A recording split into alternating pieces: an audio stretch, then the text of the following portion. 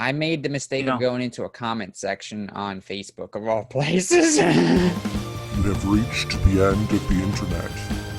This is Gals of Geekdom. Okay, I guess we're I'm recording recording. now. Welcome to the first episode of the Gals of Geekdom podcast. My name is Eva. I'm here with Erin and Chrystal, and we are going to have an amazing time. So, say hi, ladies. Hello, everybody. Thank you for joining us on this very first inaugural episode. My name is Chrystal, as Eva pointed out, and I love gaming and movies, and I'm here to talk all geek stuff and maybe some other stuff too. Hey guys, I'm Aaron. That's all I'm gonna say right now. All right, perfect. That works. Cool. This is fun. The first time. It's going to be an exciting adventure. I hope everyone out there listening enjoys it and shares it. Sharing our podcast will ensure that we continue doing this and making more and having a blast every time we do. And then maybe having some special guests along the way, but who knows? Yeah, no, that sounds great. So, what were we talking about just before we started recording? We were talking about the video game. We were talking about how The Last of Us 2 was released, and I did play the entire game, but we were talking specifically how The Last of Us 2 made the internet chuds go insane. My Anything that word. does that is happy with me. That is good. The internet chuds. Oh yeah, the fake man babies, the nerd boys, the wannabe Not nerds. my Wolverine. Yeah, those guys. Yeah, those idiots. You know, Hey. a game is only allowed to have a straight white male protagonist. You can't make your character a female and a So- lesbian, and then have another side character, which is the trans character. You know, that's God forbid. completely out of. Mhm. It's horrible. Oh, and even worse, you know, if your character is a person of color, God help Oh, you, yeah. because it will always be approached as tokenism, no matter how awesome the product is. Look, all I know is people were hating on Laura yesterday, and on Twitter, well, the comic book Twitter was hating on Laura, and I was actually out at a comic book store and saw the issue where she takes the mantle of Wolverine, and because I saw people hating on her, I ended up buying this. So are you saying that these comics gate assholes actually drove sales? Yes, they do. Of the book by people who don't like them. That's really cool, actually. What's cool is that whenever I hear them like decrying a game or a movie or a comic book or anything, I'm like 10 times more interested in it than I would normally be. Yeah, I think I am too. I mean, there's been a lot of stuff. Like for example, I wasn't following the Marvel stuff really closely because I read a lot of it. I read mostly indie books, but I wasn't following the Marvel stuff really closely when Miss Marvel hit the stands.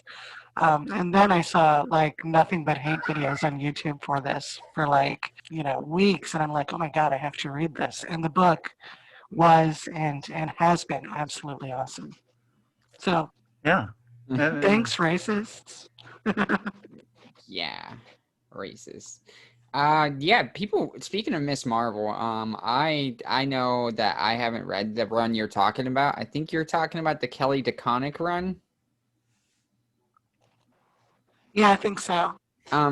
Okay, so I haven't read that, but I know that the movie, Captain Marvel, is like based a lot of like her writing around the character. And Okay, so like I was talking about Miss Marvel, which is the Saladin Ahmed book, and but yeah, they did it to Captain Marvel too. Oh, yeah. Yeah. Like Yes, I know what you're the talking Carol about, yeah. Danvers. I just know people Yeah, they've hate never her. let up on I that. just know they Oh, yeah, hate they her. call- They hate her. They call her Carl Manvers. Oh my God! And Can you even Do imagine? you know Brie Larson, the girl that plays her? She gets Yeah. so much hate on Twitter. I know, but the way she handles it is glorious. I mean, she doesn't, she comes right back at him. to a degree, she doesn't really like comment on it too much. She doesn't pay attention. I remember an interview where her saying that, oh wait, there's a whole bunch of people that hate me. I don't know if you heard that. Yeah, I heard that. That was Wait, cool. what? There's people that hate me? Yeah, it was pretty I'm much. Like, adorable. That's how I feel when somebody hates me. I'm adorable. What? I know. It's fun being adorable. I mean, we are filled with a podcast filled with adorable people, so you know. Well, you know, I have adorable in my Twitter handle, you know. So I'm like certified adorable, I think. Certified freak? Certified weirdie. I am definitely certified something. I think we're all certified little something. I'm certified. I'm a certified trauma girl, so you know I'm weird. Oh, don't get me started.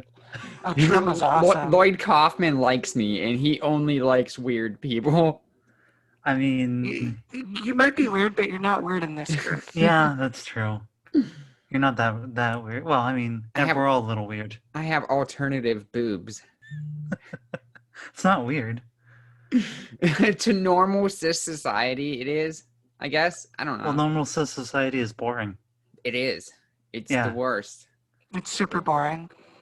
I mean, there's no creativity. There's no love. There's no passion. It's just, Hate. there's a lot of hate. And things that have been around for like thousands of years, like Christianity.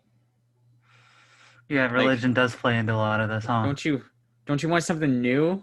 Or you just want to read the same book for, another 1,000 generations or whatever? Or I want to invent a new god, I think. Something interesting and modern. It's just join Pastafarianism. Although that's pretty interesting, but that's more of a parody than anything. I think what we need is, a god who is like just okay with everything. a god think who is that's it. like Batman. You're the Batman type of god that'll sit There you back and go. smoke a joint with you. Maybe. I'm sure Batman would smoke a joint with me. I don't know. He Do we seems really want pretty to worship intelligent. Batman, though? But I mean- he doesn't kill anybody. He does what he Well, thinks. unless you're is in a Zack best. Snyder movie. Well, That's Zack true. Snyder's a piece of shit. So Oh wow, 7 minutes into the podcast and we're Shit. already shots Shots fired. fired. I hate Zack Snyder. I hate Zack Snyder. I don't blame you. hot take over here. Yes, very hot take. I dislike Zack Snyder because of the remake he made for Dawn of the Dead. It is one of the worst remakes I have ever seen in the history of remakes. I will give Snyder the tiniest bit of credit in saying that he has an eye for visuals in certain ways. He is a good visual artist, but I don't think he knows how to put all his right ideas into the right basket to make the most compelling of films. Wow, he's no J.J. Wasn't he the guy Abrams. who did Wasn't he the guy who did Watchmen? Yeah, yes. I thought Watchmen was amazing. I thought I it like was Watchmen. a really just Yeah. fantastic movie. I have no comment. It's Except because for he the end. stayed I hated the end.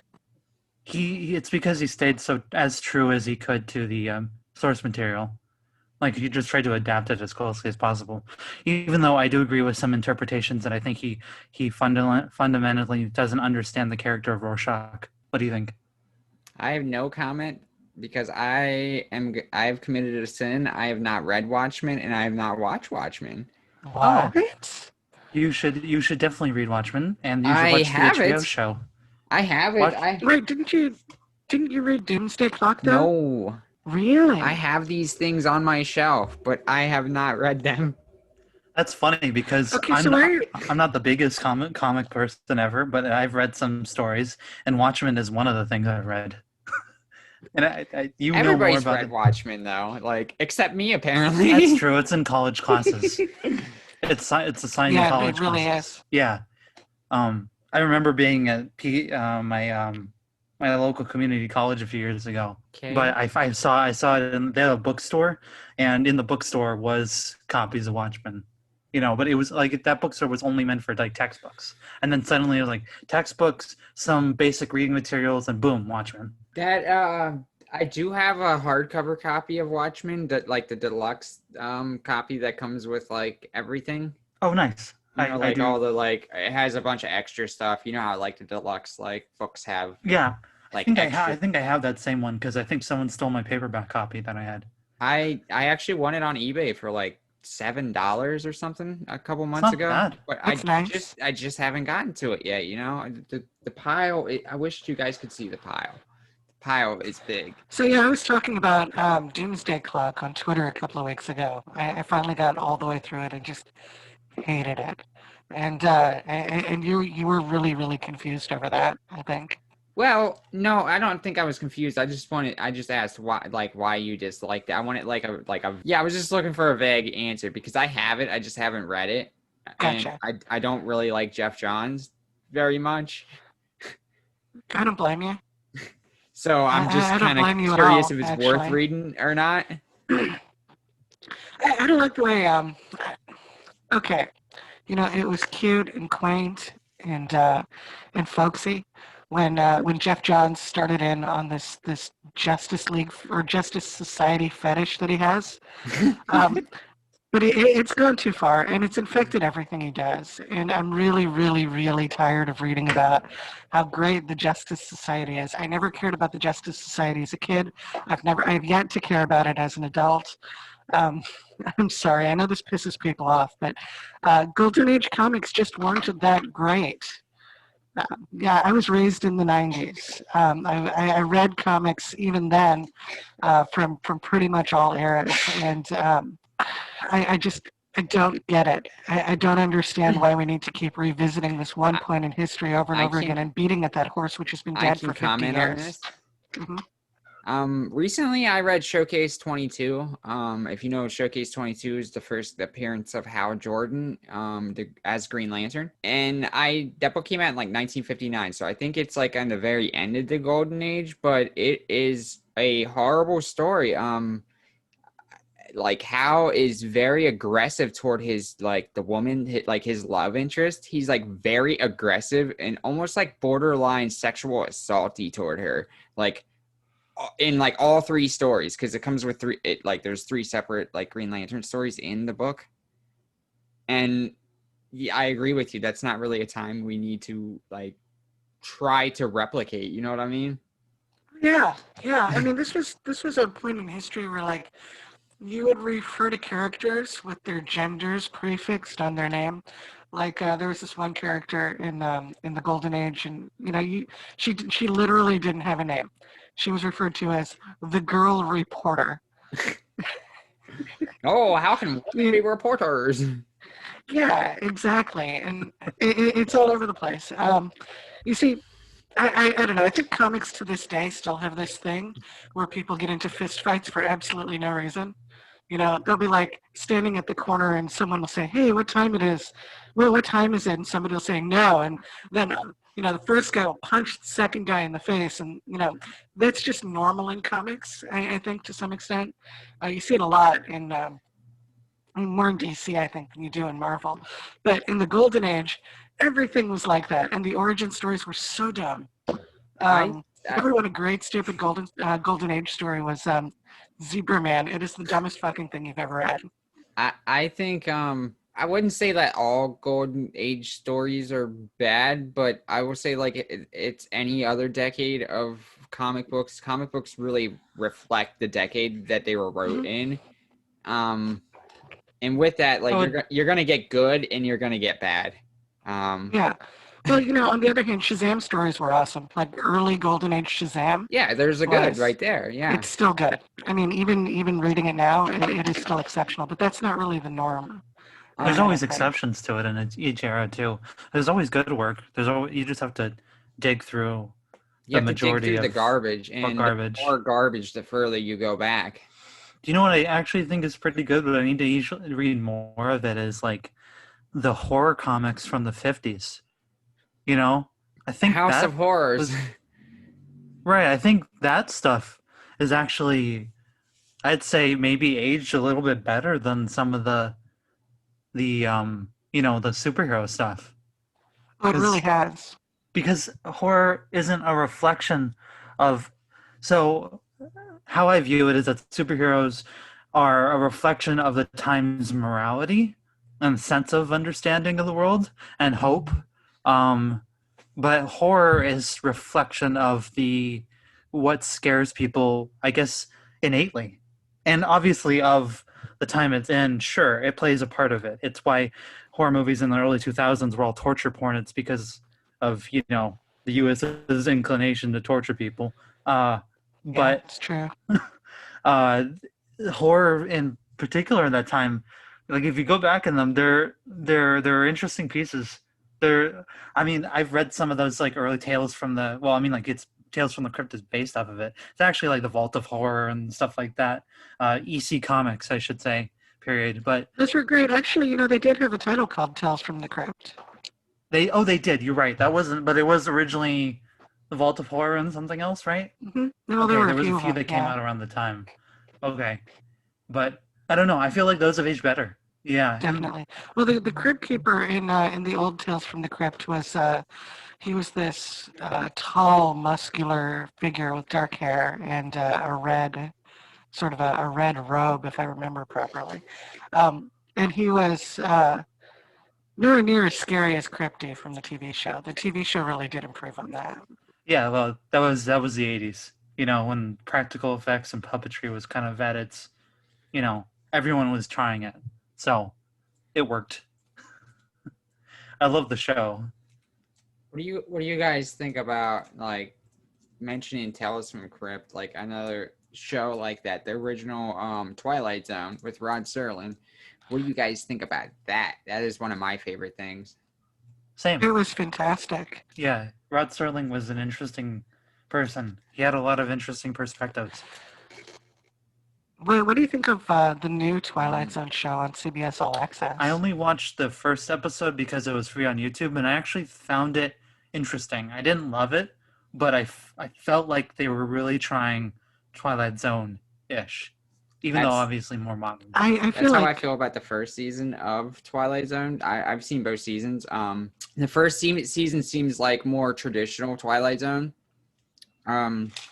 It's really good. I enjoyed the first season, but the second season kind of goes off the rails in every episode. It just kind of it feels like they're throwing things at the wall and seeing what sticks.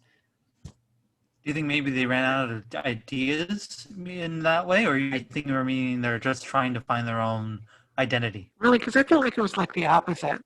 I felt like the first season was like throwing stuff at a wall, and the second season they really, really got it. But I think the way that I watched it was different because the first season they forced you to watch it every week, and the second season they just sort of gave it to you all at once. So naturally, I just watched the whole thing in one sitting over a weekend. And I think that particular thing really influences how you feel about a show Yes. and the way you experience it. I actually think it's smart that some streaming services are purposely choosing to do week by week releases. I enjoy because it. I feel like the week by week. Yeah. Yeah, I think. I hate it. Oh, really? Because I think what I like Mhm. about it is that it keeps the television show in the conversation more and longer, and you get to have a better analysis episode by episode, as opposed to looking at the thing as its own whole. You know what I mean? But if you're watching it week by week, you're losing. So, like, a lot of these shows are very lore heavy. Like, for example, The Boys. That's one show that they were doing all at once, and then they started doing it week by week. And the problem with The Boys in particular is that you really there's a lot of self-referential stuff like character names and this person did that to that person at this time and that time, and the big companies doing this, that, and something else, and you're not going to remember it all if you're going week to week to week. The only way that makes perfect sense in your mind is if you get it all at once, so you don't lose the continuity as you Yeah, go in your head. I do agree. I feel That's like it's my all dependent theory. on the show too. I feel like some shows work really Mhm, well it for does. binging, and others can be week to week. But I did love seeing The Mandalorian as a weekly show because it's like, oh, I get my weekly dose of Star Wars. This is exciting. You know? I have no interest in The Mandalorian. I still love you, though. Oh, I hate Star Wars. I'm that's sorry. okay. Everyone has their flaws. I only like George Lucas Star Wars. You don't like the sequels? No, I don't. Okay, because I'm not going to sit I- here and hate them and say that they're like shitty films. I just think that they're a poor representation of the Star Wars, that the part of Star Wars that I enjoy. Okay. No, everyone has their own. I'm not Everyone gonna- has their own a lot feelings of and a lot of man babies like to sit and bitch about the new Star Wars. I'm not one of Yeah, those. I just I think don't like them. yeah, I think my view is that every person who experiences Star Wars has their own generation of Star Wars. You know, like so there's a whole bunch of people who grew up and adore the prequels. You know, me personally, I don't think they're very good movies, but but because I'm an original trilogy purist. But recently, I have come around to going, well, wait a minute. I think I am looking at it through. I was a little bit older when I experienced the prequels, and my mindset was a little bit different. And so, what I mean by generationally, everyone has their own version of Star Wars. It's what we're seeing with the complaints about it right now. It's literally just the next generation loving the prequels because a lot of the people who are screaming about the new films are actually huge prequel fans, I've noticed, which is a weird connection. Jar But Jar's hot, by the way. oh, I'm just okay. gonna put What? that out there. Yeah, What? super hot. I was gonna say Love Jar Billy Jar. D was hot. Oh, that Yeah, Billy. no, Oh, Jar Jar. Seriously, he's That the Billy guy. D or that Harrison I Ford. don't want to get into a full That don't wanna Mark get into a- Hamill. That Mark Hamill. Ooh, man. Oh, you're right. The original trilogy had a perfect cast of. I mean, That's true. yeah. It had a lot of things going for it that the prequels didn't, and the sequels tried to have. Yeah, I like the new films. I'm not huge on the third one because it was kind of a last minute mess because of Disney's sort of mishandling of the entire situation. But I really liked The Force Awakens because it was a nice return to form for me. And then I liked The Last Jedi, and then the entire cynicism of the internet made me not like The Last Jedi for a little bit. But then I realized that, wait a minute, their cynicism was making me dislike it more. And a second analysis of that movie actually makes me think it's rather smart because it's directed by someone who's very competent and written by someone who's very competent, and there's a lot of going for it. But then the Rise of Skywalker is just kind of, you know, It kind of makes The Last Jedi pointless. to a degree, but I still think Last Jedi really works as a film. I think it works well as a film on its own. Yeah. Like as its own thing, but like in the trilogy, like if you watch if you watch the trilogy from like the Force Awakens to the Rise of Skywalker, I almost said The Last Jedi. I always forget that it's the Rise of Skywalker. I've only seen Rise is the last one. Yeah, I was like, is it the Return of Skywalker? Right? I always forget. It's confusing because last. We watch them all three in order. The Last Jedi stands out. Like what? What was this movie? You know, like it doesn't make sense. But if you think about it, there's a lot of depth to it, and there's a lot of care to the Star Wars universe as a whole. And actually, I would say it is the closest to being an original trilogy film, because I feel like we have this idealized version of what the original trilogy is, but then you go back and watch those films, and then you realize, wait a minute, our understanding of those films is shaped completely differently by our experiences around those films and talking about it, but not the actual films themselves. Maybe I hate the sequel trilogy because the internet has made me hate it because that could be a thing too. It definitely influenced me a little bit. I don't know, like they've been out. When did the Force Awakens come out? Like 2015. 2015, yeah. So it's been like 5 years of like complaints and bitching now from like chuds, Yeah. It's just become like a normal thing that people hate Star Wars now. Yeah, I think it's infected a lot of people's perspectives, and I think as years go by, there will be a lot more appreciation for at least The Last Jedi. I think The Last Jedi will get reevaluated as a film on its own. Do you remember what it was like to be a Star Wars fan like 10 years ago? It's way different than it is now to be a Star Wars fan. Let me tell you. Very different because the internet has made things worse, and you know that from comics, and even knows that from Comicsgate. But Yeah, I do. sorry, I'm not trying to leave you out of the conversation, Eva, because you're not big on Star Wars. I just don't know anything about it. I've seen none of these movies. Oh, okay. Well, maybe you should watch the original trilogy. No, I did. It was garbage, and I haven't. Wow. What? Okay. No, I watched was the prequels, garbage? and those were also garbage, and I hated them. But I've had no desire to watch any Star Wars since and not be involved in it. That's fine. If you don't want to be But- involved, it's all cool. It's cool. I don't really care. I just don't get it. garbage, I don't understand why we need the Wizard of Oz in space. garbage though. Yeah, I'm sorry. Garbage. That's a bit harsh. Oh man, well, you didn't have to sit through it. Oh my god. Those movies are terrible. I mean, they're boring, they're slow, the special effects are awful. They keep revising them after the fact, so you've never actually seen them. Unless you've seen the latest one. Who sits there and watches Return of the Jedi in 26 different versions as they come out? It's ridiculous. I don't watch it in 26 different versions of it. I watched the despecialized versions. Have you heard of those? No. That's where the fans have taken they've taken the Blu-rays of the original trilogy and they've found different original sources for the original interpretations of the original films and edited a complete HD revision of the original trilogy without the added special effects. What was somebody told me something the other day that was really funny along those lines that was really funny. I found it. The Avengers movies. I don't know if you guys are into the Avengers movies, but Yeah. I love those. There's there's 5 of them, right? How many of them are there? There's 4. 4.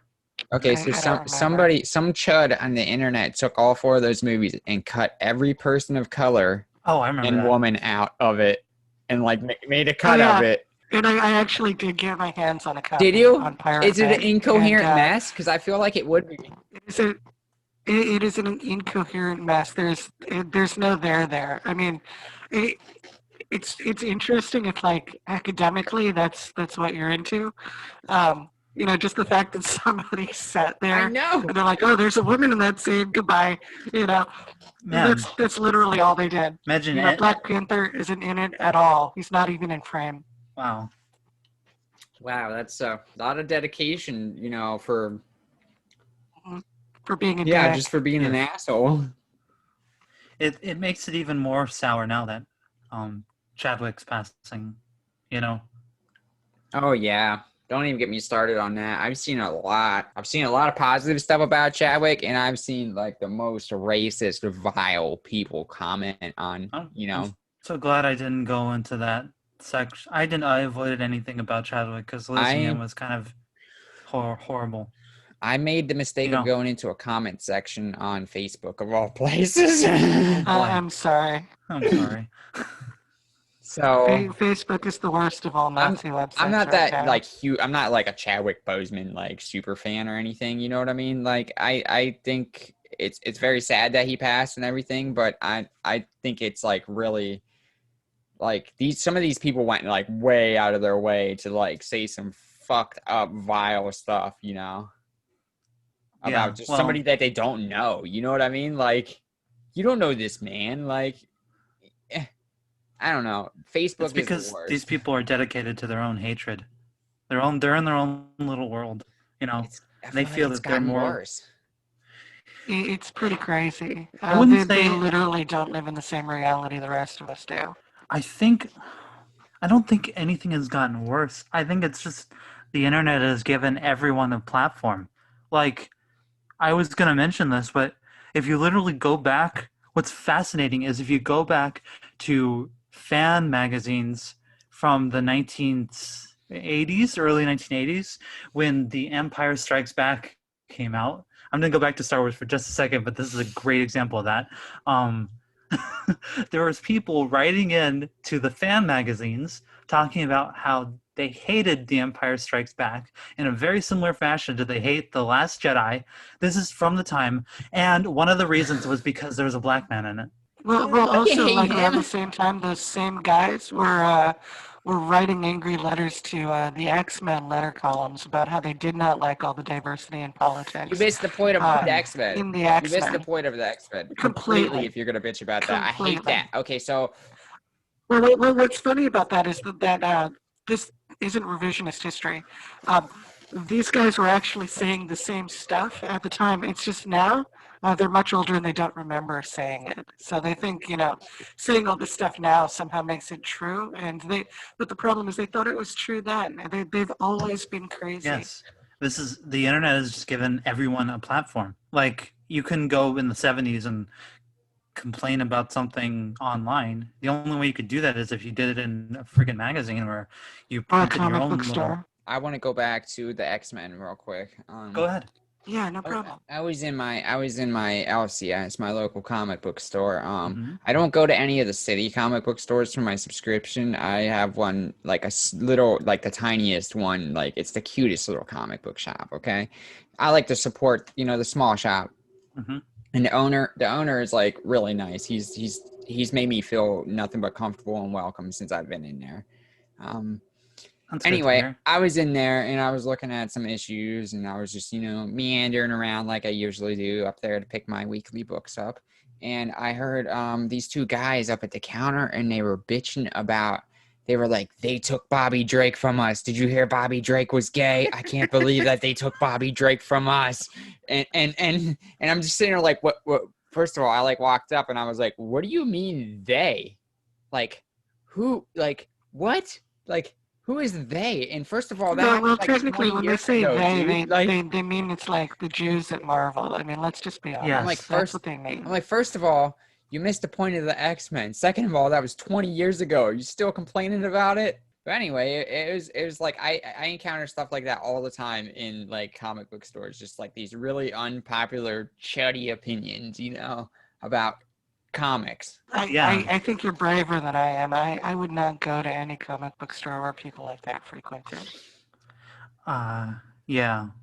I'm gonna queer the place up. What can I say?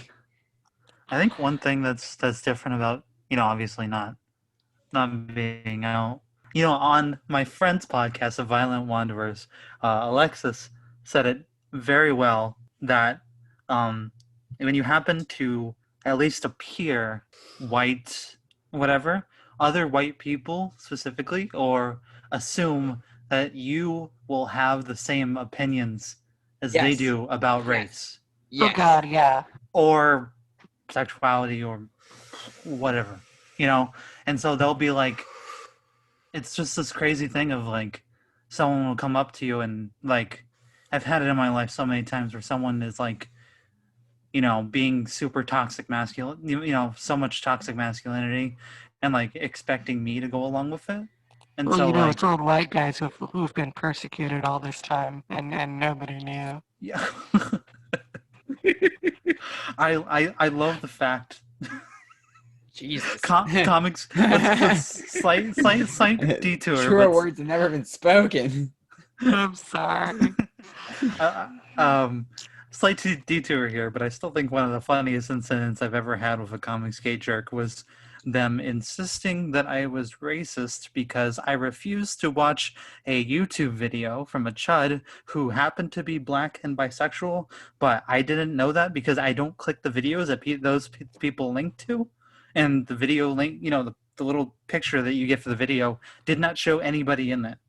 So because I said I'm not I said I'm not watching something from a fucking idiot, and then they being not liking idiots makes you a racist. yes, now? apparently Wow. you're racist if Good you to don't know. agree with every single person of color. What? Well, not Have you only been- that, but they'll call you a racist if you don't like their Okay. crazy white bread only. Okay, Yes. okay. ideas. Have you ever gotten this one? What? I don't know what I was gonna say. I'm sorry. I forgot. It's It's okay. okay. It's all right. We're rolling into this. This is I know. our first I podcast. know. Like y'all are talking. I'm like, oh shit, I got. It's our first time. And then by the time I am able to say it, I'm like, damn, what was I gonna say? You're not always the best when it's your first time. You need practice. Yeah, we're gonna pop your cherry yet. Don't worry. My cherry has long been popped. Actually, 3 years ago, yesterday. Congratulations. Woo! Happy anniversary. Yeah. I got my cherry popped on my birthday 3 years ago. I was about 4 or 5 months into my transition at that time. Thanks. That's a great way to remember it. I Did know, you- right? I don't know the guy. I forget his name. I forget what he looks like. I forget Oh, everything. God. Yeah, I was blackout drunk. It was one of those. You should have played the Lonely Islands, I just had sex afterwards. I just think I did. I honestly think I did. That was a It's- different time for me, Yeah, Oh boy. we should have done like in the music video where we had a cake prepared for this and everything. Yeah, I have a birthday cake downstairs that Do I you haven't remember the even cake touched. in the video? They hold it up and it says congrats on the sex on the cake. Do you remember that? Oh, that's awesome. I love you Oh, too, I love by you the way. too as well. This is fun so far. It's fun. This is our first show. The Gals of Geekdom, right? I mean, I'm glad this is working out. I'm excited about this. This is a lot of fun. So, what comics have y'all been reading lately? I plan to read some more comics. I've been playing more games than reading comics, but I did see I don't know if you two saw, but did you see that Comixology was having, I don't know if it still is, a whole bunch of, like almost every Black Panther comic ever published for free? I did see that. Saw that. Okay, yeah. And I didn't get any because I'm stubborn or lazy. Oh, okay. I spend like an afternoon buying hundreds of comics from there just because Somebody Yeah. told me, but I was high and I was sitting in my bed and I was like, if I go get these, I have to get up and sit like down at my desktop and like, I just never got around to it. I heard since I'm a little bit more newbie to comics, specifically to Marvel. I've read a lot of the quintessential Batman and DC related stuff, but I haven't really read much Marvel except out of a few things. Do you have like a preference of what you like to go to with Black Panther? Like, is there a run that you like? My favorite Black Panther, and I haven't really read much Black Panther stuff, but I like the earlier Black Panther stuff when he was drawn by Jack Kirby. I think that's my favorite Black Panther, like as aesthetically that I've seen. I haven't really read much Black Panther, to be honest. I haven't really gotten into the character that much because I'm not that big of a Marvel fan. I've just been slowly getting into Marvel lately. Just been poking around. There are a couple of Marvel books I read, but that's not really one of them. Okay. I just was more curious. I was reading on Twitter, someone was recommending Christopher Priest's Black Panther run in the 90s. Apparently that was good. I don't know. I also hear good things about the Ta-Nehisi Coates run. Oh, really?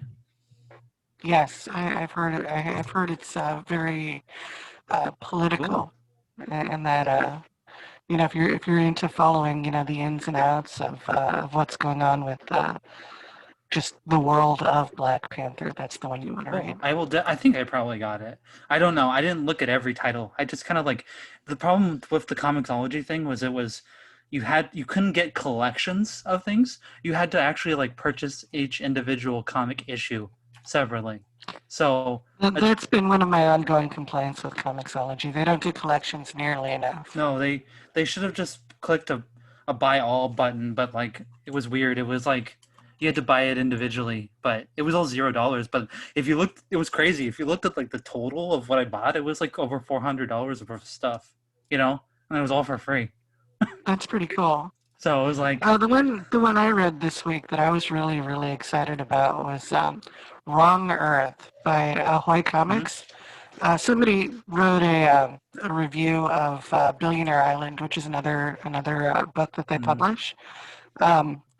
But I read the summary for Wrong Earth, and I'm like, oh man, that just sounds too crazy. Because it's sort of like Adam West Batman sort of evolves into the Punisher over years.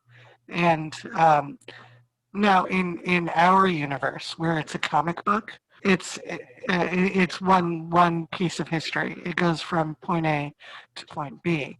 But in the book, it's actually two separate and distinct universes where this stuff is happening.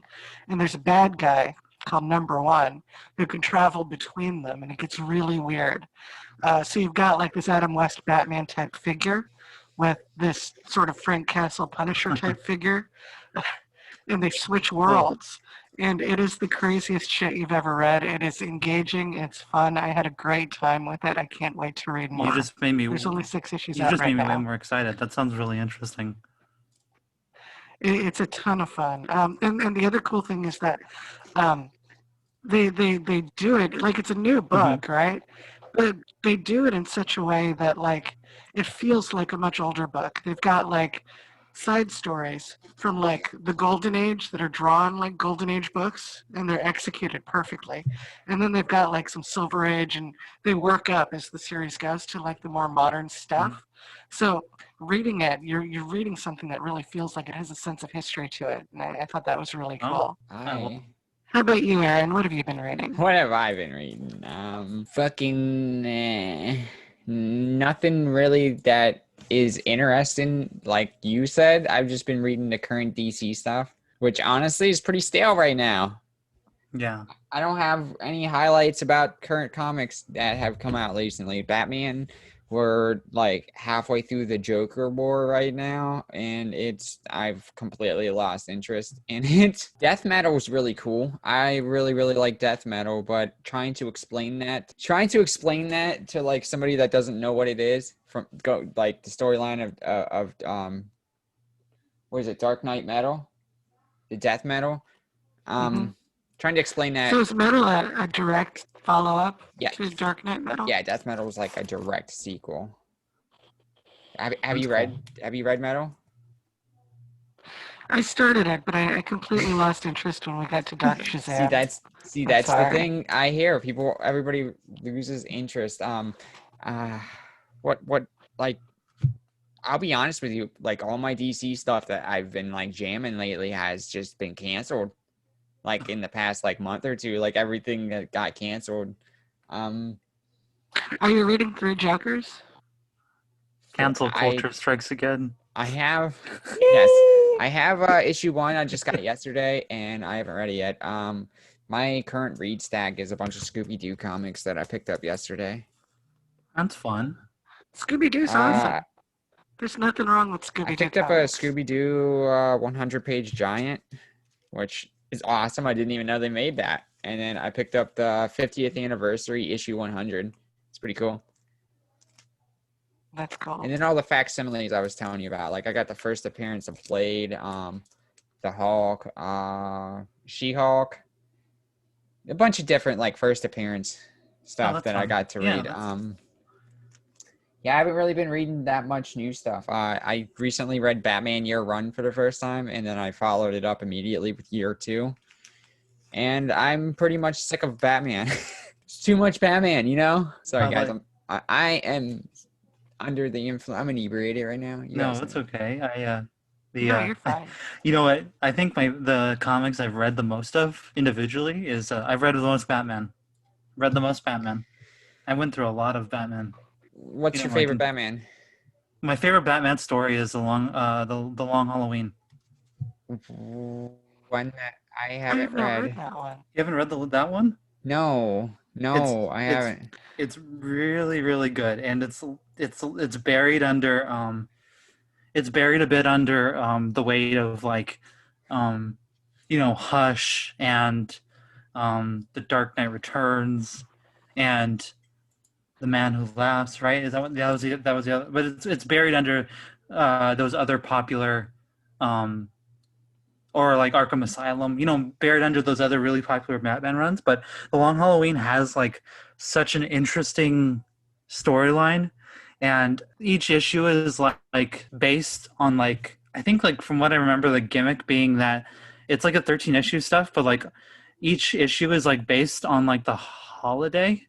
So like that's like kind of from that time. And there's a giant story that covers like pretty much his entire rogues gallery. So if you want like a good Batman story with like almost every villain, it's kind of like there. And the narrative is interesting. It's about like a murder, and you have to figure out like who's doing it and who's behind it. And it's like a really good detective Batman story as opposed to a action Batman story. Do you guys read Judge Dredd at all?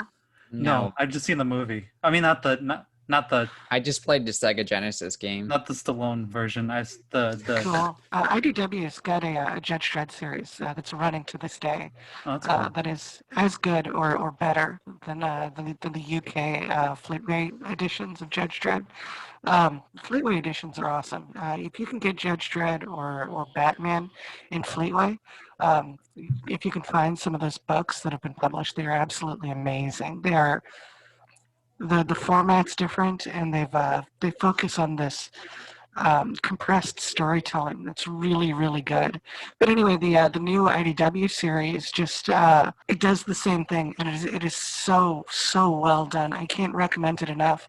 I'm great. I just discovered this existed a couple of weeks ago, so I've been gradually just sort of reading my way through the whole thing. It is so much fun. It is so weird. It's a completely surreal book. If you like fast-moving, gory action scenes and really just cutting, cynical social commentary, Judge Dredd is always a good read. I'd probably really like that, actually. You would? Yeah, I know. I love I love that style, so totally would be down to read that. I'm more of a sucker on like superheroes type comics. Do you guys prefer just like You guys just asked me what I read recently, and I like blanked out. And I read All New Wolverine Volume 1 last night. I completely forgot. The Laura Kinney one. Yeah, the Laura Kinney one. I read that one last night, and I really enjoyed that one. She They takes did this one issue where it was Laura Kinney versus Logan with this weird time travel thing. It got railed on by the Chuds, but I actually read it, and it was a ton of fun. If you can find it, the crossover, totally worth it. I will keep an eye out for that. I remember there was a crossover with Spider-Gwen. It was an annual crossover with Laura and Spider-Gwen. They like switched Nice. bodies. oh, nice. I remember they switched bodies, and they had to like find each other and like find a way to switch bodies back. And Gwen was like Laura, right? And she has the claws.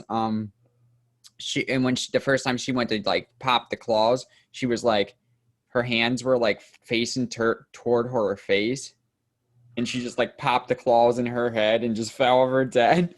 Oh God! It was a really fun and cute issue with Gwen and Laura. They did the same gimmick. This was years and years ago, but they did that exact same gimmick with Logan and Peter Parker years and years ago, and that was also fun.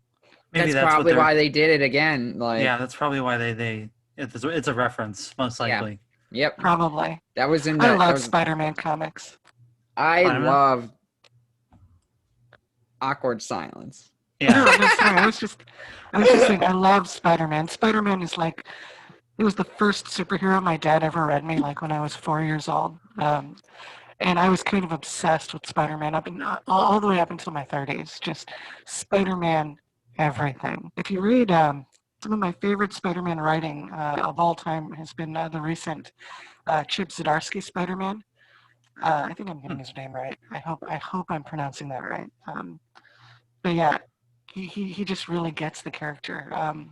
They did one with Spider-Man. It's on Comixology. You can get it. It's called Spider-Man: Life and Times, and it's sort of this alternate universe take where time passes in the Marvel universe the way it does in ours. It's surreal, and it's a lot of fun. You should check it out.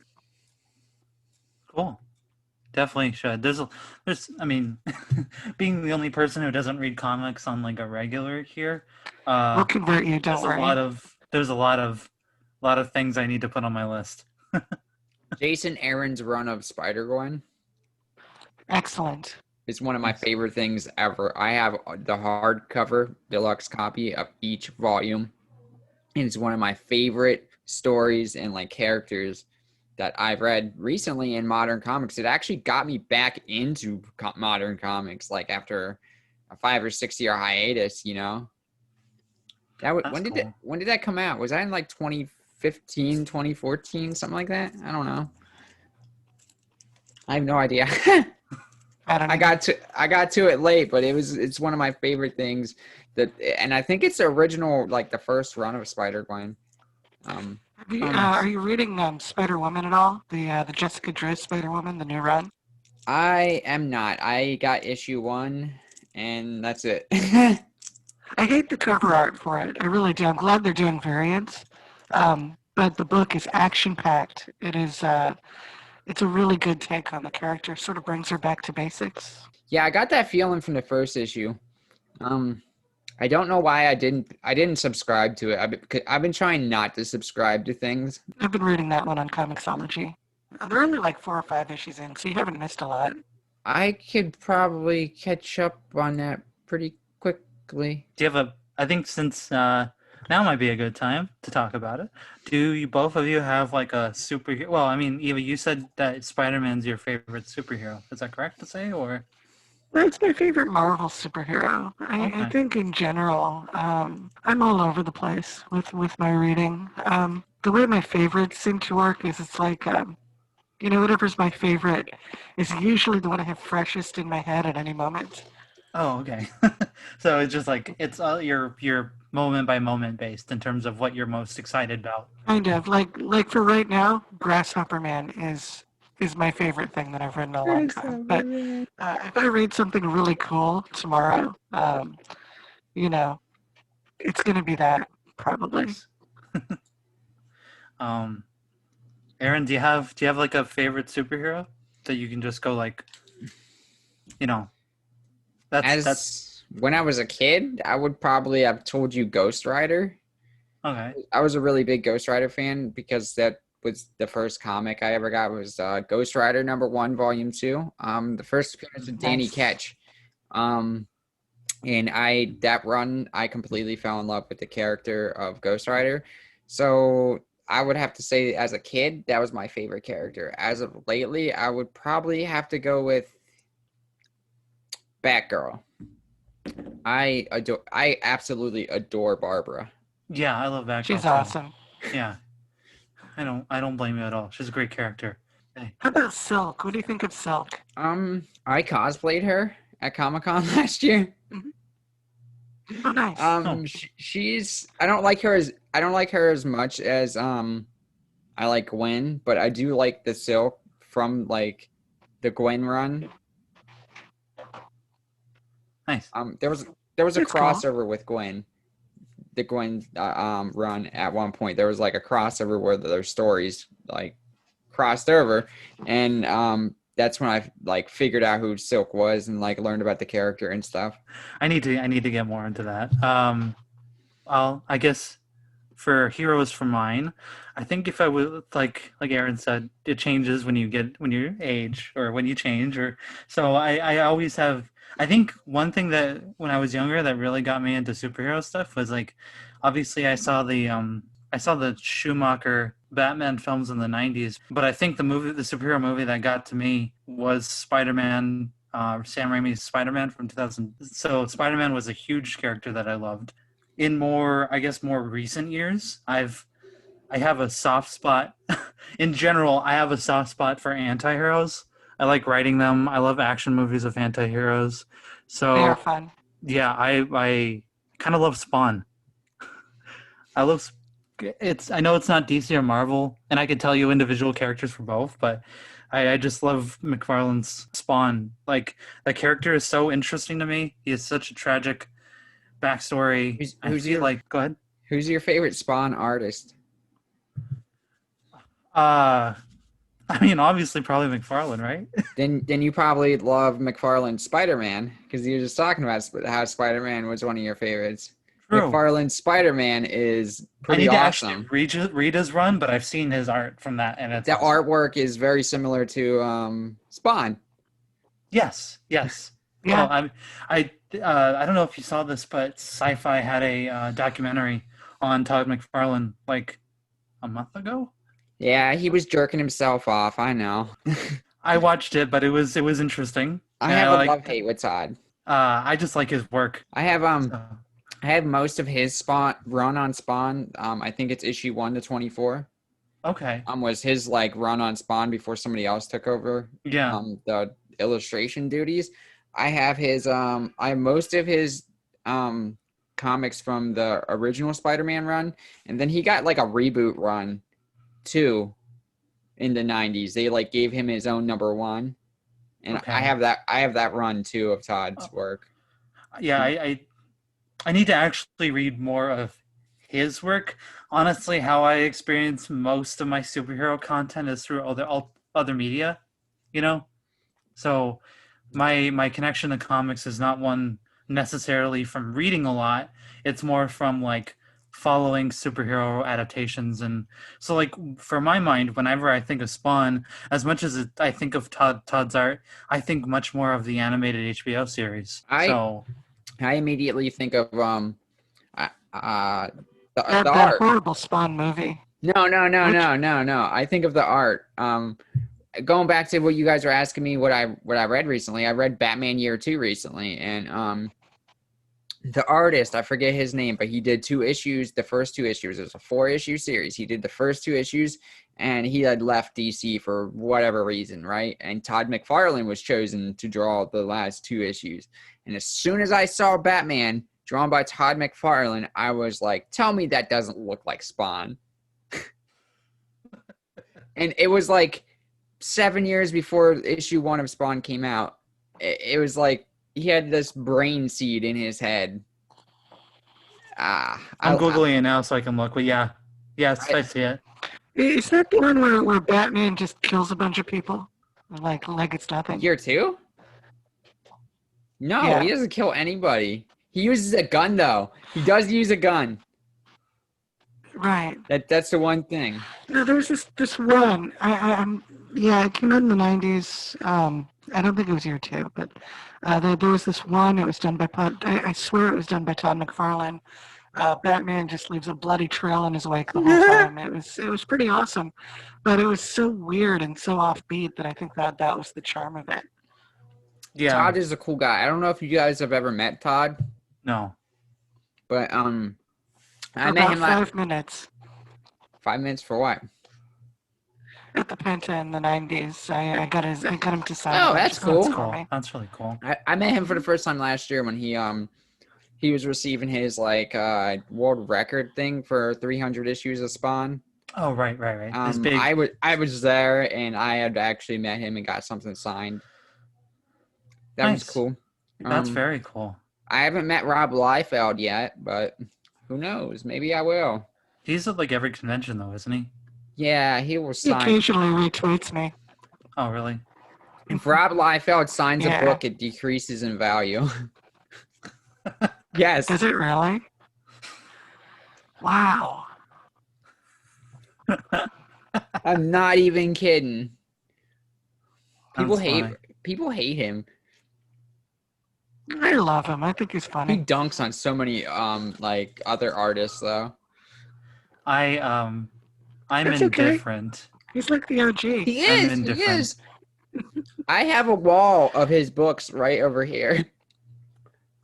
New Mutant 86, 86, I've got no 87, problem at all 98, with 100, Liefeld. X-Force 1, 11, Wolverine 154, 155. Well, it's funny because, like, with Liefeld, everybody points out how bad his original work was. Like, those early Liefeld books they were objectively bad. But the thing is, he knows they're objectively bad, and he will make fun of himself. But he's become a much better artist. His work over the last, I'd say, 20 years, and it has proven itself. I mean, he's a force to be reckoned with. I don't think he's a great writer, but he's an I amazing am subscribed artist. to his new series. What is it? Snake Eyes, G.I. Joe Snake Eyes, Oh, cool. and I think that's some of his best artwork that I've seen lately. I mean, there's a lot of bad artwork from him, but I guess you're gonna get that with any artist. They're not gonna be on their like 100% game like every single issue. When he was working at Marvel and DC and even early Image, I mean, he was young. He's not much older than I am, and I was following his work when I was, 15 and 16. He was super young. He got in work published by major publishers. Hawk and Dove was his first yeah. first major publisher, which I think is some of his best work. I have it. I have it in a box over there, the whole series. Hawk and Dove, Rob Liefeld and Jim Kessel, I think, was the writer. But that's some of the best work that I think I've ever seen Liefeld do, honestly. Nice. I like everything Hawk and Dove, just in general. Me too. Just, if Hawk and Dove is on it, I will read it. You got, I a like- picture? You got a picture of a Hawk and Dove out right now? From what, Rob Liefeld specifically, or just in general? Just in general, Hawk and Dove. When I Google, this is all I find. Just Liefeld, yeah.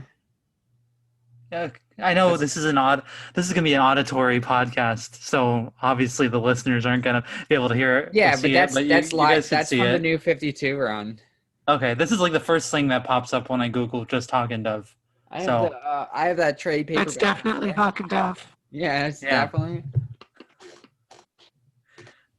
I just, They're just such great characters. They're great in the comics. I was really excited to see them adapted in Titans.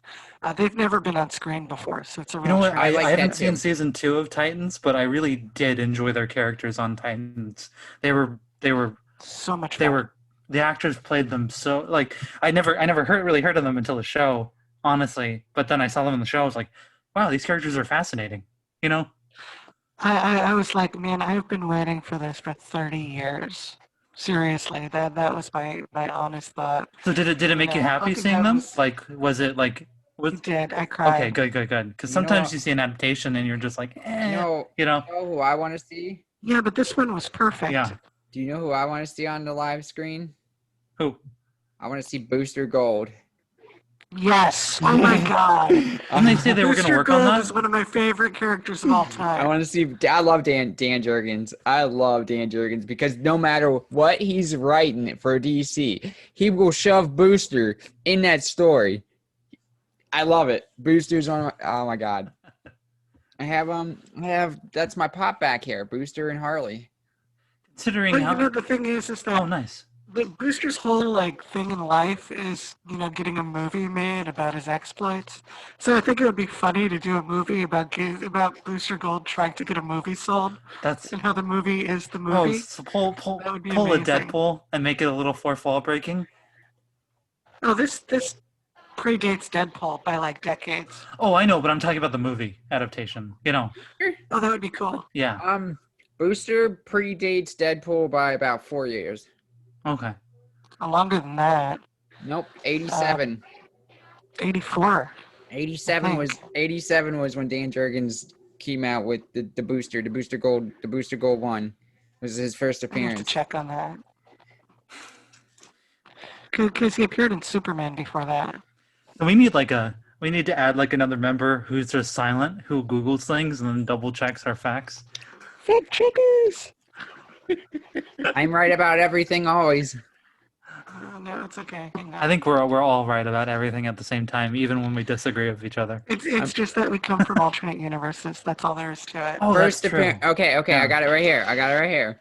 First appearance of Booster Gold #1, February 1986. 86. Okay. Well, you're still wrong on the year. Still wrong. You were wrong too.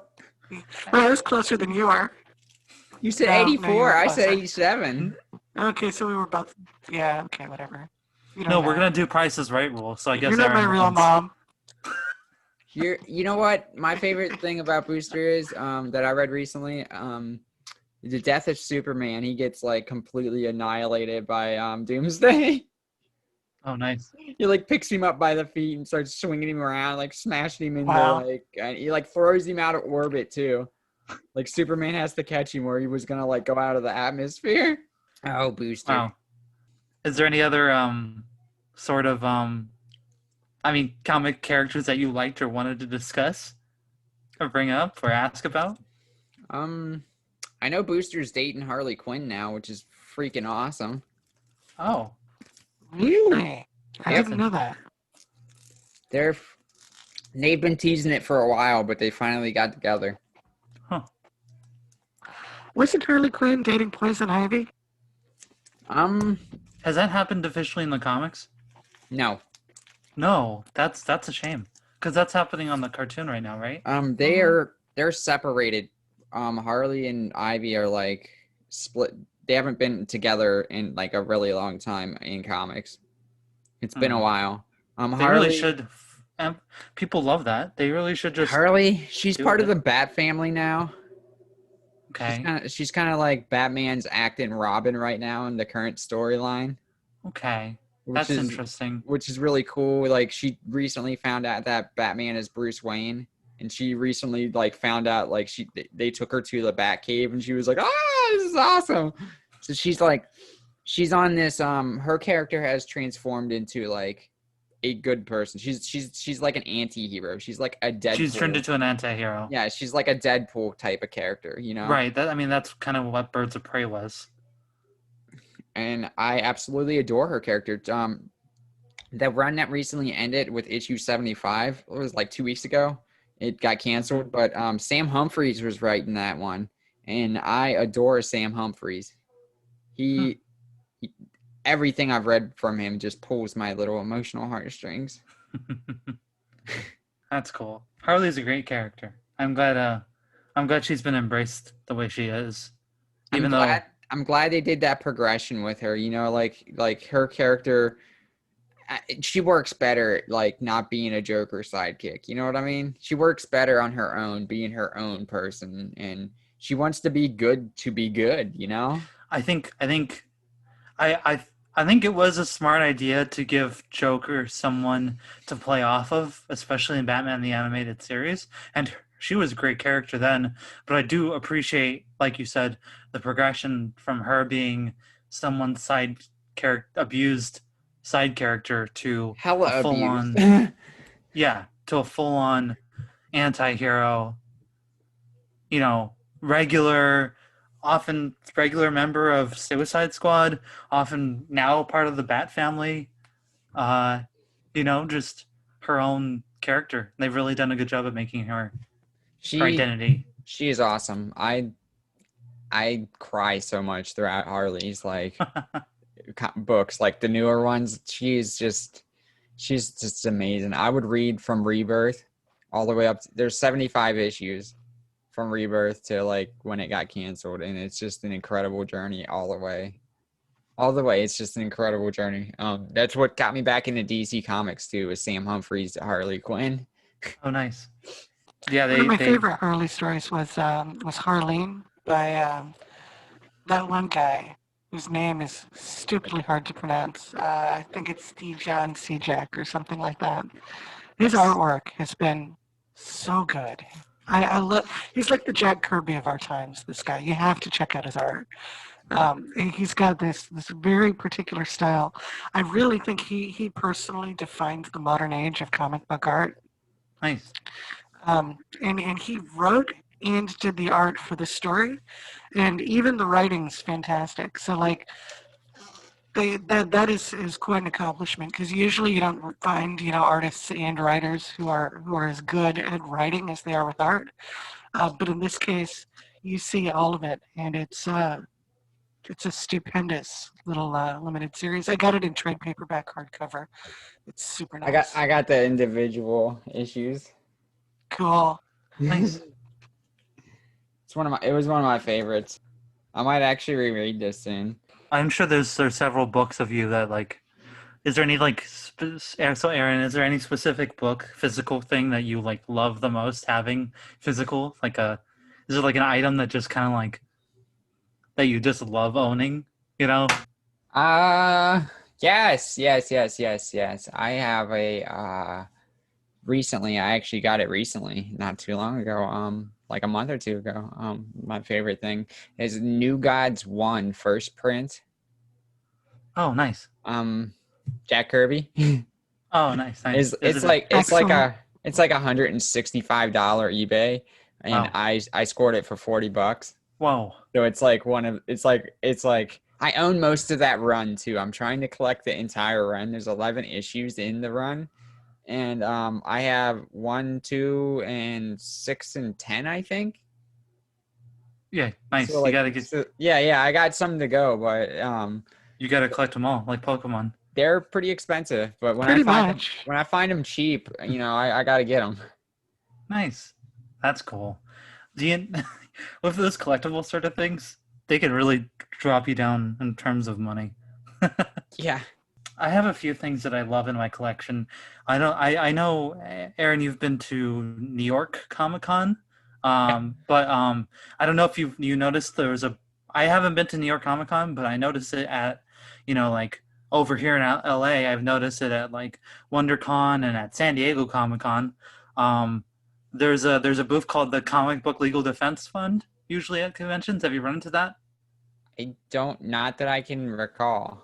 So it's a, I think it's like they basically like are in terms of like, they always try and like stay in terms of keeping comics alive, fighting for certain, rights and stuff. It's a legal defense fund essentially.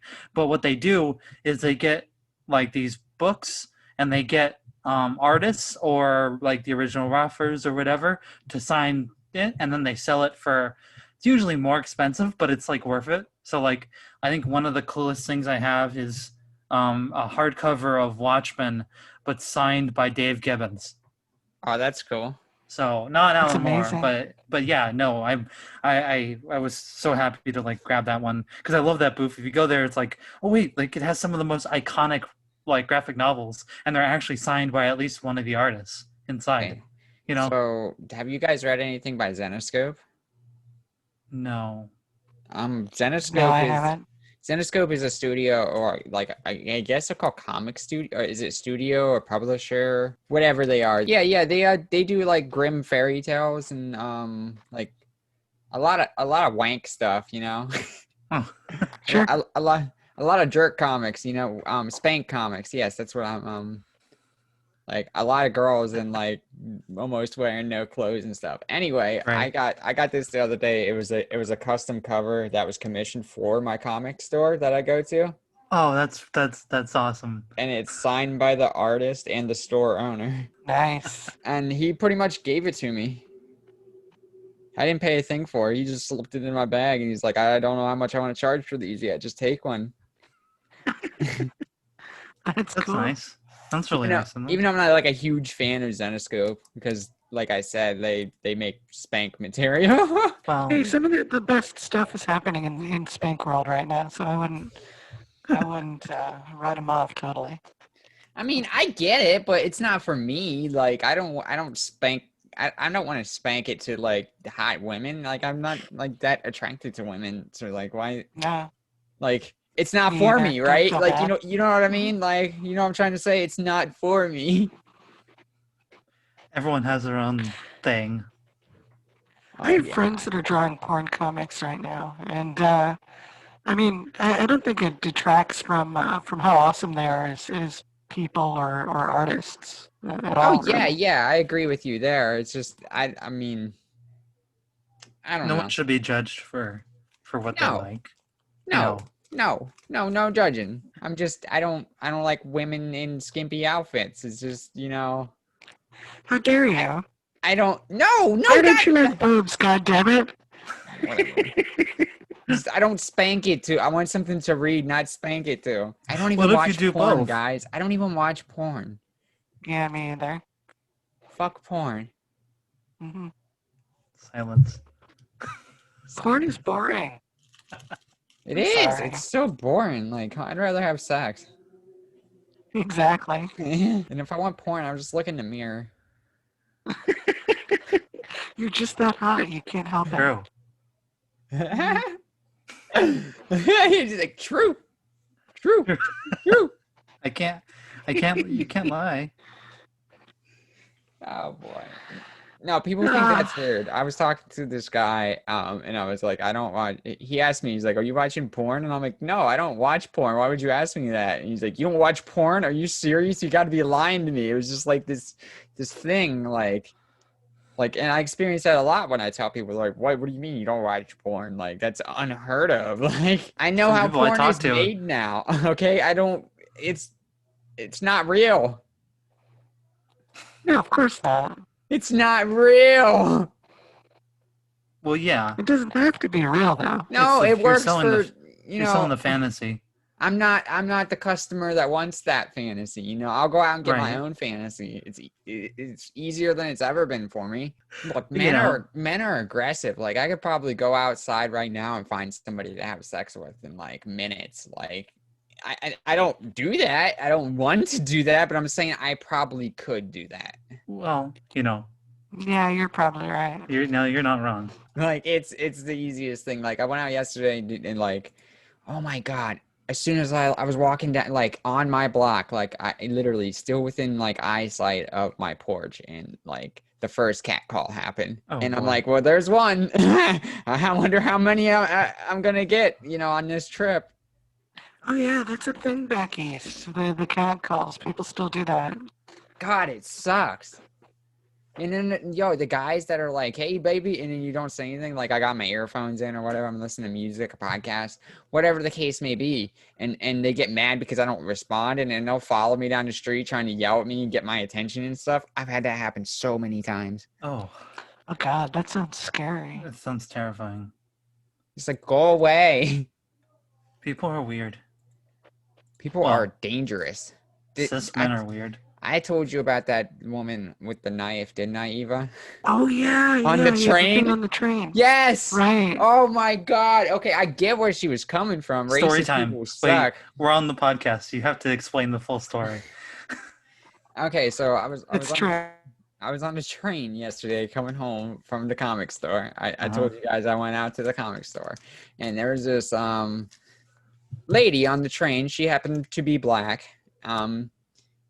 and she was very, very upset with a bunch of younger white people that were like in further. I guess they got into a dispute before I had got on the train, right? So they had moved to the back of the train, and she was at the front of the train. So we went to sit down. You know, a couple stops later, the train's full. This woman is like yelling, flicking a knife, you know, and she's yelling like crazy stuff. She's like, "I'm gonna kill all these white people." Just kept flicking this knife, and every time she would like, I understand, I get her anger, I empathize with her 100%. But every time she said white people, she looked directly at me and was like flicking the knife, and I'm like, I understand I'm the only white person here, so like when you take your anger out on like the whole like white infrastructure or whatever, it was just very uncomfortable, you know what I mean? Yeah. It was very scary. She kept flicking the knife, looking right at me and saying, I'm gonna kill all these white people, I'm gonna kill them all and let God sort them out. She kept looking right at me, and I'm just sitting there, my heart's beating really fast. I'm like, yo, am I about to die? But you know, that's just I'm the minority in my neighborhood. Let me put it that way. I'm the minority in my neighborhood. So, and I hear a lot of that, you know, and it's totally understandable. It's people are mad, people are angry. This woman was angry at some Trump supporters that happened to piss her off on the train. I totally understand that. And I just happened to be the only white person there when she was going off. I'm guessing. I can imagine the fear. I'm sorry. Plus my neighborhood is going through gentrification right now, and it's just like a really bad, and like, what is it? A lot of civil unrest is what I'm trying to say. Yeah, there's a lot people are angry. People are very angry. Pandemic happened. People got even more angry. People are like on the edge right now. Yes, people are on the edge. And you can tell that when you go outside. Like, I haven't gone out much since this has started because I'm trying to be smart. And it's good to stay inside. Every time I go out, I hear something crazier happens each time I go out. Yeah. I'm just going to say this, listeners to the podcast. Wear a fucking mask. Stay inside if you can. If you can't and you have to go out, wear a mask. Be careful, practice social distancing, and wash your fucking hands. Please wear a mask. Yes, please. Hand washing's super important. Yes. Seriously. The hand washing. I wash my hands so often, more so than probably any of the other people I work with. But I'm like, I'm not fucking catching anything. No. I'm so scared of the COVID. I've known a couple people that have gotten it and not made it. so far. Not like Yeah. known, but I've been like acquaintances with people. My veterinarian passed away Oh, from COVID. She was really young too. So like I know that it's real. It's yeah. obviously a very real and very serious thing, but the people in my area, they don't really seem to give a shit. I mean, remember quarantine, like when everything was locked down? I could look outside and see a group of like 20, 30 people having a party on a porch. Nobody's wearing a mask. Nobody cares. And it's been that mentality since the start. It's because of I don't want to make this podcast too political too quickly, but we're going to go into it. Oh, come on. We started by talking about the man babies. This is true. So Yeah, like if somebody has gotten to this point and not gotten offended, like We're not by working hard our enough, politics, goddammit. no, okay. Like- Well, it's because of fucking Trump.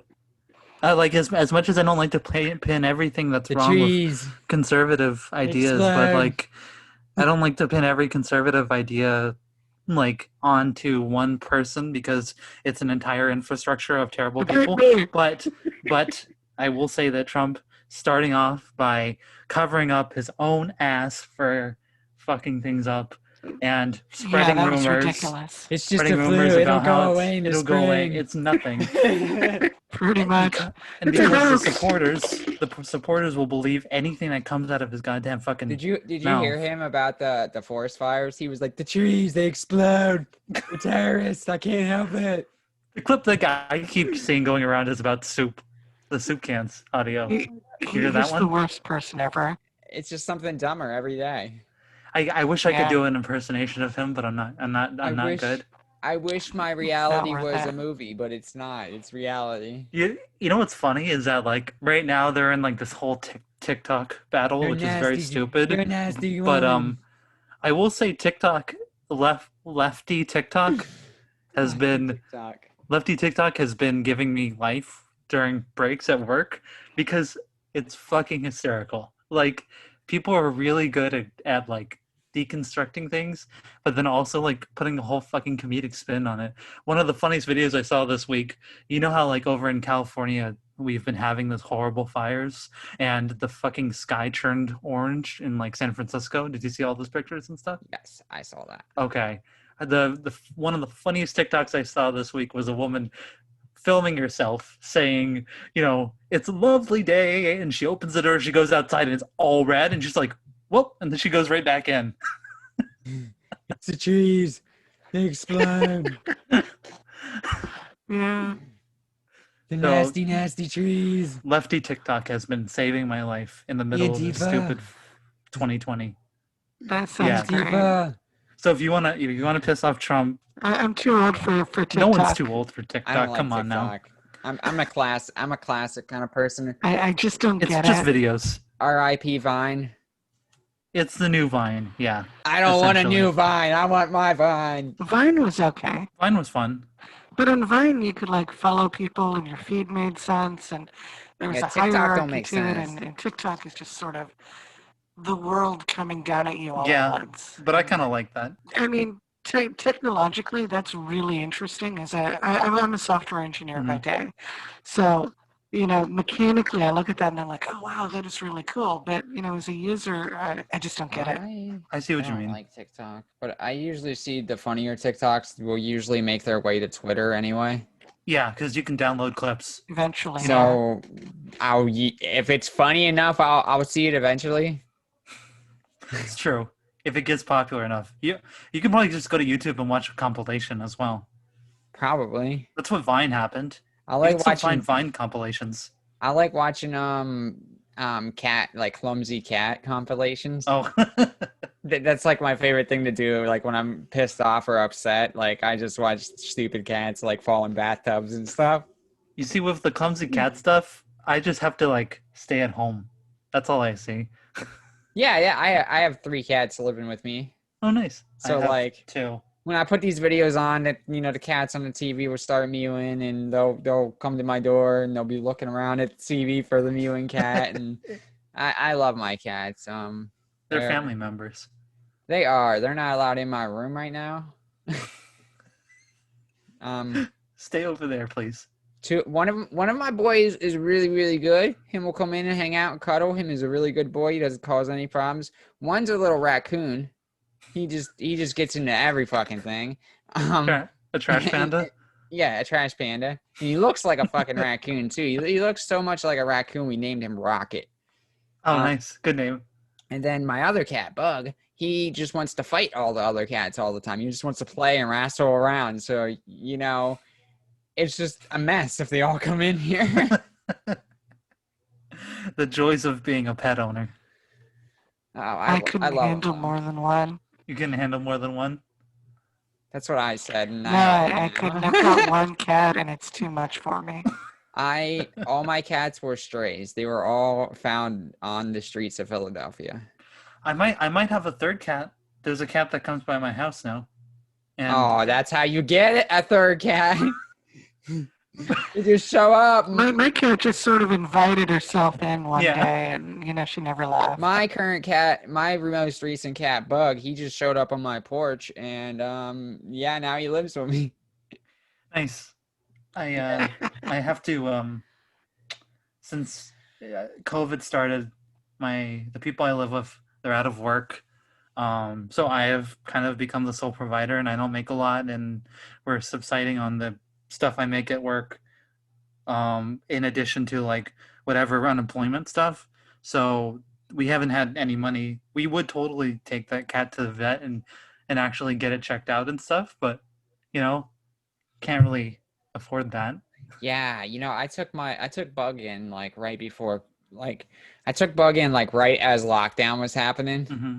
And I wasn't aware that everything was going to close that fast.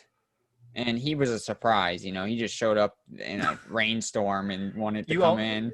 He was a surprise. So we had the vets. This is my home now. All the vets closed during quarantine, okay? And this cat was not fixed. Oh. This cat peed everywhere. Oh. Everywhere. Downstairs, everything. Everything got peed on. Constantly cleaning up pee. He's fine now. He's the best cat now. But that first couple months, whoa. There's always a bad start, I guess. No, actually that's the only problem I've ever had. My other orange cat, the one that passed away, I had my other cat I got him when he was 3 months old, and he only lived to a year and a half. Unfortunately, but he was my baby from the start. He was good. He was a good boy. He didn't do anything wrong. My other cat, Pantsu, the raccoon cat, he is he's good, but he's a little troublemaker in the wrong ways. He likes to eat cords. He will slice through a headphone cord or a phone charger so quickly. He'll slice right through it. That's the worst thing. Especially if you have the iPhone charger and stuff. You know how expensive that is? Oh, jeez. And he can just go through it in seconds. He just and he also likes to get into the trash, and he's just kind of a menace. He's a good boy though. He's a good fluffer. Nice. Well, I am noticing that we're reaching about, I don't know, an hour and a half, I think, on my recording. Yeah, I don't know if you think it's time to. Yeah, I think it might be time for us to wind on down in this conversation. This was fun. I think it was a solid first podcast. I think we had a great conversation about Star Wars and comics, and then we ended on some nice cats. Hey, comics are fun. No. I'm just saying. I'm not knocking. What I'm saying is, I feel I will persecuted talk about now. my cats anytime. I know. I'm just saying we You want me to talk about something, start talking about cats, and I will start talking about my boys. They are my world. They are the apple of my eye. No, it's all good. I think the cats. It's such a nice way to wrap up this entire podcast with something positive. Don't forget, it's Batman Day. Oh yeah, happy Batman Day. Bruce Wayne, I wonder what he's doing right now. Probably not about helping his parents. anybody. I mean, he's got billions and billions of dollars, and why are there so many homeless people in Gotham? It's because he beats them up. Yeah, generally, that's his whole thing is just beating up poor people. Which is ethnically questionable in its own, how he just brutally, like, he won't kill anybody, but he'll break every fucking bone in their body. Yeah. He'll ruin their life, in other ways, but he won't kill them. See, this almost feels like. It's a pretty extreme amount of privilege Yeah, if you he think about is. it. I mean, it's true. Batman is white privilege. The Rich Robin privilege. struggle with that too. Like, hey, like you're like, I got adopted as a kid and trained as a weapon. Like, why did you do this to me, rich man? And then Jason Todd died. And then he came back and he was angry, and now Jason Todd is angry. He's sad boy. He's just always mad at Yeah, Bruce. pretty He's just much. sad boy. Everybody's always mad at Bruce. He's an alcoholic now in the current comics. In the current run, he likes to drink. Alfred died, and he just drinks. Catwoman's pregnant. He doesn't know. They mentioned that in I know you don't. I'm not saying in a Snyder way, but they do mention in Batman v Superman that he went through his entire family's wine cellar. Yeah, he's a bit of a drunk. Yeah. He's I don't know if he's as much of a drunk as Tony Stark, but No, being a drunk was Tony Stark's character from the get-go, wasn't it? he always has. Yeah, but the difference between Bruce Wayne and Tony Stark, though, is like when Bruce Wayne has a crisis, you sort of care about it. When Tony Stark has a crisis, it's just He He kind treats of everyone like half-cocked. shit, right? entitled white boy shit. Yeah. I might save today, I might not. Batman's just like, I'll save today. I'm the hero. Well, yeah, I think you're right.